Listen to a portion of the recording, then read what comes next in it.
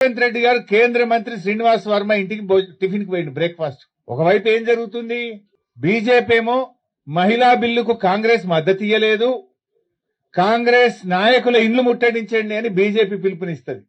రేవంత్ రెడ్డి ఏమో ఆ కేంద్ర మంత్రి ఇంటికి టిఫిన్ కి పోతాడు పొద్దుగాల. అంటే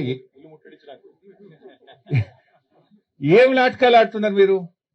ఇదే కేంద్ర ప్రభుత్వం కాంగ్రెస్ ఎంపీలో ఇల్లు ముట్టడి అంటది, అదే కేంద్ర మంత్రి ఇంటికి రేవంత్ రెడ్డి భోజనానికి పోతాడు. అంటే నీ హైబ్రిడ్ సిద్ధాంతం ఇదేనా? ఇక నీ క్రాస్ బ్రీడ్ సిద్ధాంతం ఇదేనా?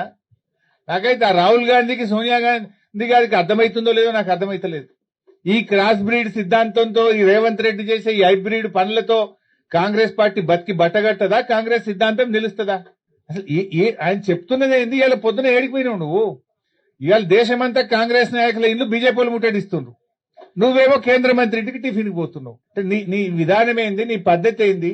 అసలు మీ పోరాటంలో ఉండే డ్రామాలు ఏందో ప్రజలకు అర్థమైతలేవా? నిజంగా కాంగ్రెస్ బీజేపీల పోరాటం నిజమైతే నువ్వు ఎట్లా పోతావు పొద్దుగాల? అంటే మీరంతా కూడబలుకొని ఈ దేశ మహిళల్ని మోసం చేసిండ్రు.